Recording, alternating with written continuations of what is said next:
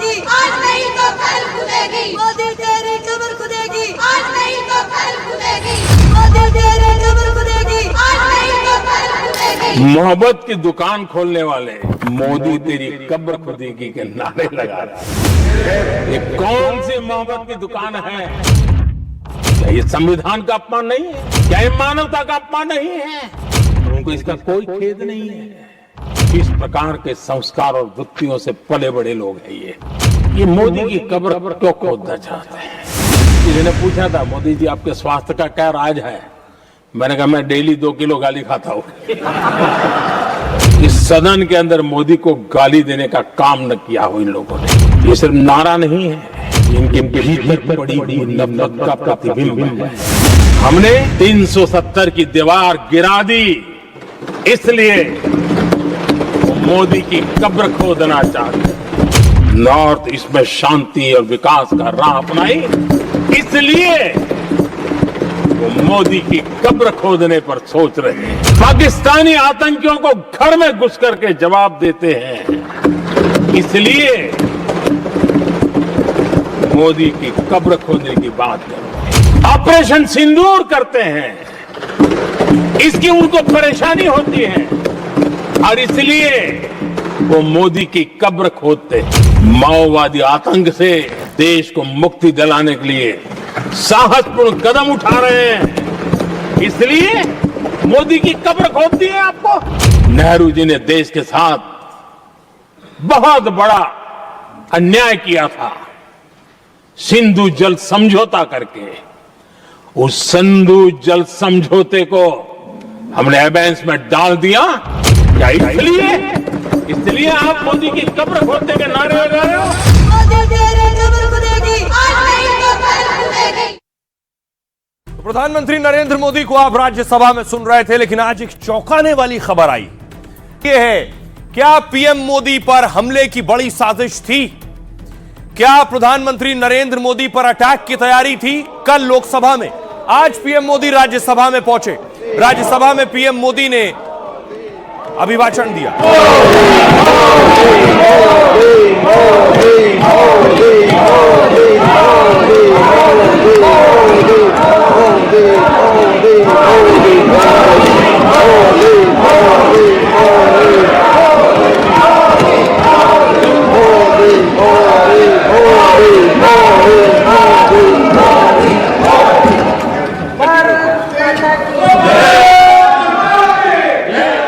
प्रधानमंत्री नरेंद्र मोदी राज्यसभा में पहुंचे, उससे पहले विपक्ष ने मीटिंग की।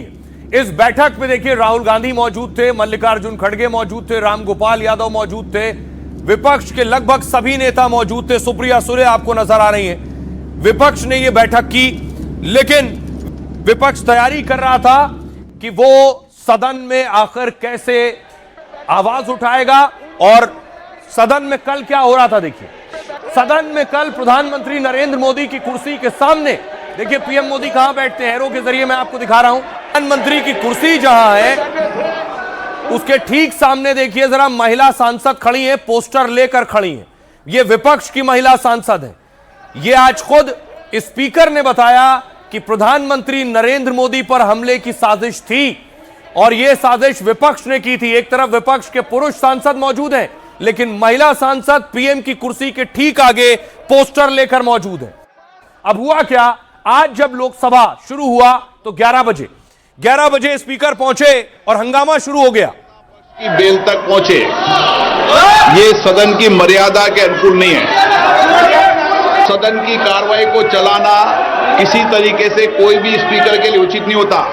सदन की कार्रवाई आज 12 बजे तक के लिए स्थगित की जाती है। तो सदन की कार्रवाई 12 बजे तक स्थगित हो गई। 11 बजे सदन शुरू होते ही, उसके बाद 12 बजे शुरू हुई, फिर हंगामा शुरू हो गया और 12 बजे फिर कार्रवाई स्थगित हुई। सदस्यों से आग्रह करता हूं कि वह सभागृह की मर्यादा को बनाए रखे, बैनर तख्तियां नारेबाजी न करे। नारेबाजी करना चाहते हैं, सभागृह का अपमान करना चाहते हैं। सभा की कार्रवाई आज 2 बजे तक के लिए स्थगित की जाती है। कार्रवाई स्थगित कर दी गई। लेकिन उसके बाद जब कार्रवाई 3 बजे स्थगित की गई तो ओम बिरला साहब ने बताया कि पीएम मोदी पर हमले की साजिश थी। कांग्रेस पार्टी के कई सदस्य माननीय प्रधानमंत्री जी के आसन पर पहुंचकर कोई भी अप्रत्याशित घटना कर सकते हैं। ये दृश्य मैंने सदन में देखा भी सही। इसको टालने के लिए मैंने माननीय प्रधानमंत्री से आग्रह किया कि उन्होंने सदन में नहीं आना चाहिए। अब इधर आसन में आकर जिस तरीके की घटना कर रहे हैं ये उचित नहीं है। सदन की कार्रवाई कल शुक्रवार दिनांक 6 फरवरी 2026 को मेरे पास पुख्ता ऐसी जानकारी आई कि कांग्रेस पार्टी के कई सदस्य माननीय प्रधानमंत्री जी के आसन पर पहुंचकर कोई भी अप्रत्याशित घटना कर सकते हैं।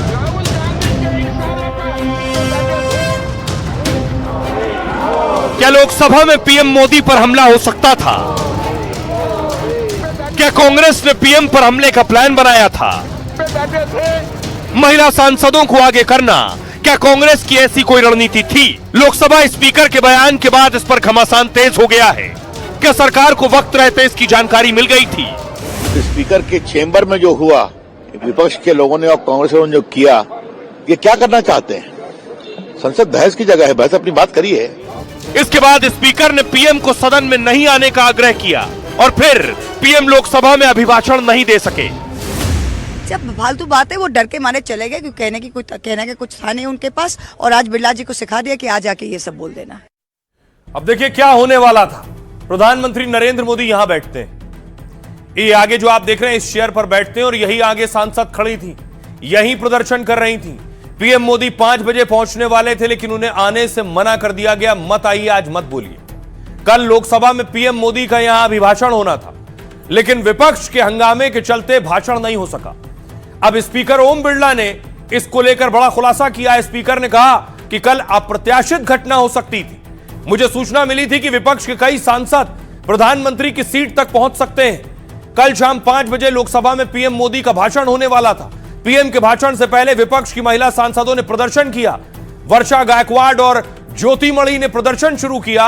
सत्ताधारी पार्टी की सीटों, जिसमें प्रधानमंत्री की सीट शामिल है, उनकी कुर्सियों को ब्लॉक कर दिया गया। लोकसभा में कल काफी देर तक इसको लेकर हंगामा भी चलता रहा। स्पीकर ने कहा, मैंने पीएम को सदन में आने का आग्रह किया। मैंने खुद कहा कि आज लोकसभा में मत आइए। यह दृश्य मैंने सदन में देखा भी। अगर यह घटना हो जाती तो अत्यंत अप्रिय हो जाता। देश के लोकतांत्रिक परंपराएं तार-तार हो जाती। इसको टालने के लिए मैंने माननीय प्रधानमंत्री से आग्रह किया। कांग्रेस पार्टी के कुछ सदस्य पीएम के आसन तक पहुंचकर कोई अप्रत्याशित घटना कर सकते थे। लोकसभा के चैम्बर में इस सदन के कुछ सदस्यों ने जिस तरह का व्यवहार किया है, वैसा इस सदन के इतिहास में आज तक कभी नहीं हुआ है। लोकसभा में राष्ट्रपति के अभिभाषण पर धन्यवाद प्रस्ताव पास हुआ।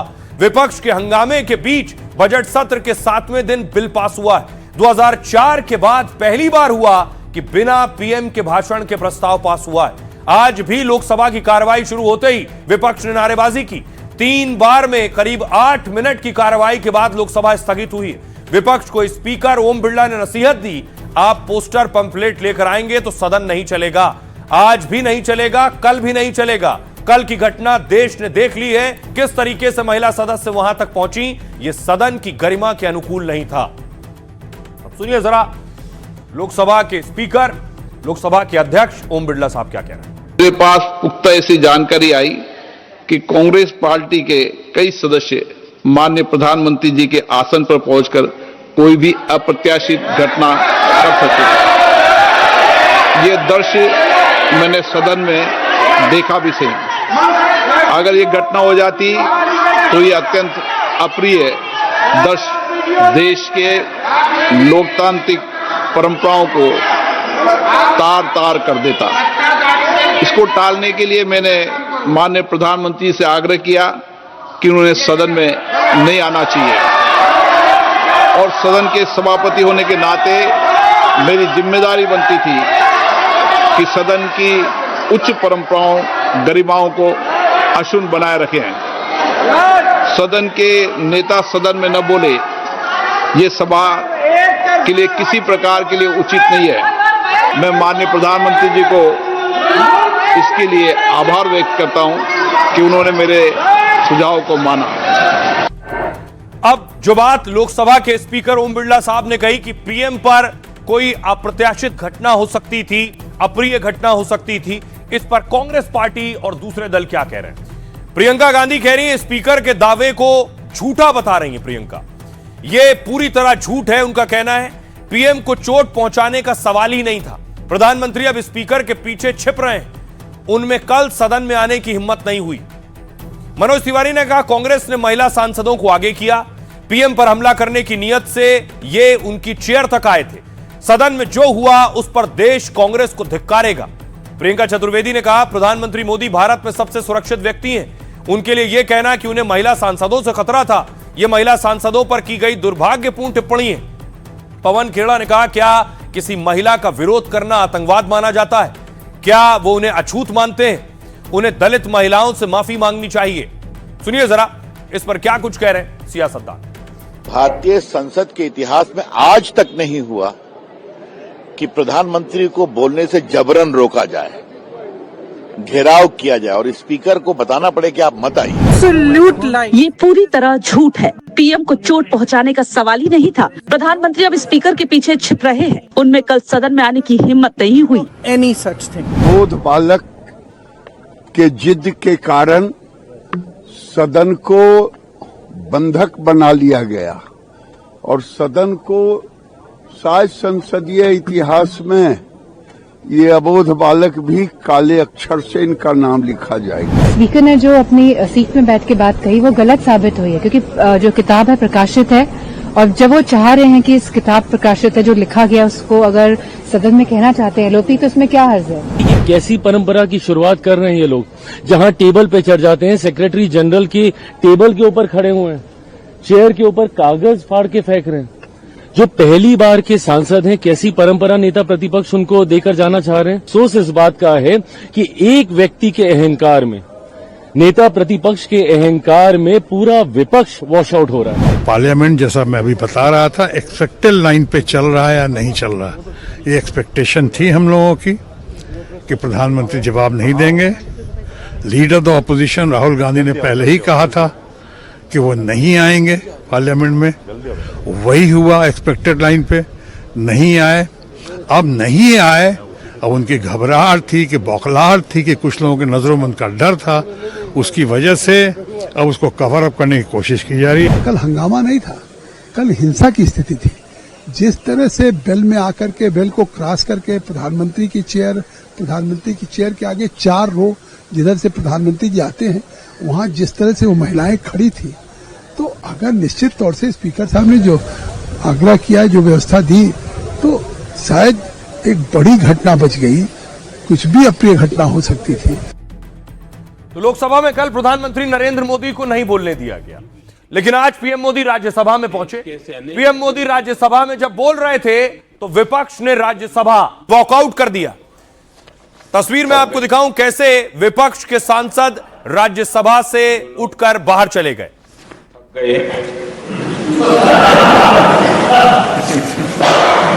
बेचारे चले गए, लेकिन कभी न कभी उनको जवाब देना पड़ेगा कि देश की ऐसी हालत कैसे बना के रखी थी कि दुनिया का कोई देश हमसे डील करने के लिए आगे नहीं आता था। आपने कोशिश की होगी, पीछे पीछे पीछे बहुत चक्कर लगाए होंगे, लेकिन किसी ने आपकी तरफ देखा भी नहीं होगा। क्या स्थिति ऐसे पैदा है? जो लोग थक गए,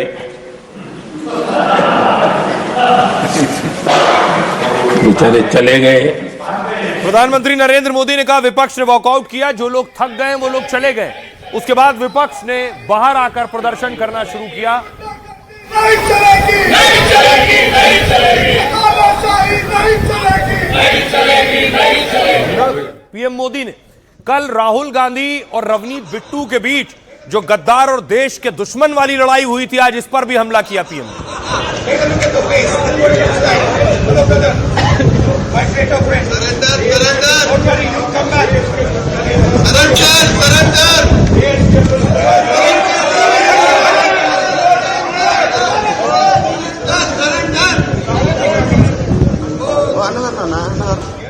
राहुल गांधी ने रवनीत बिट्टू को कहा था गद्दार, तो रवनीत बिट्टू ने राहुल को कहा देश के दुश्मन। मोदी ने आज इस पर भी जवाब दिया।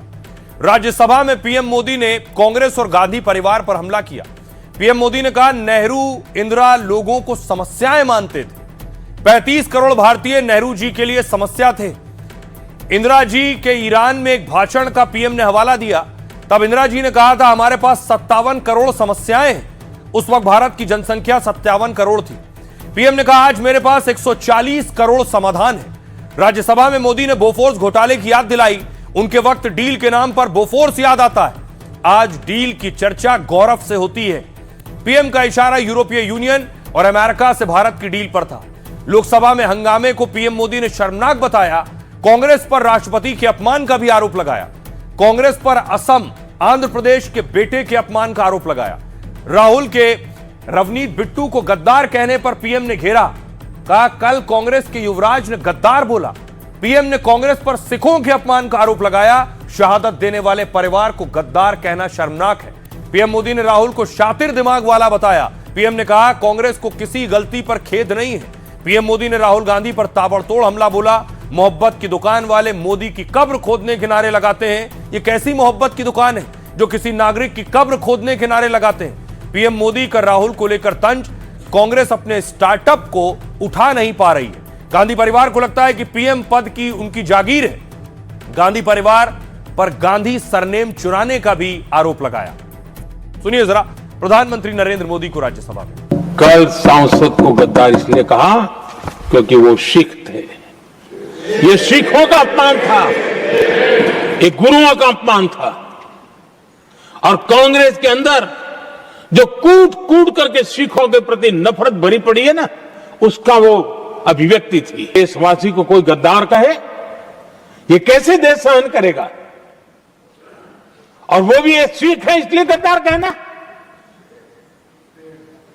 बहुत दुर्भाग्य की बात है। और ऐसे लोग कांग्रेस को नहीं डुबाएंगे तो क्या करेंगे? चोरी करना जिनका पुश्तैनी धंधा है, जिन्होंने एक गुजराती की सरनेम भी चुरा ली,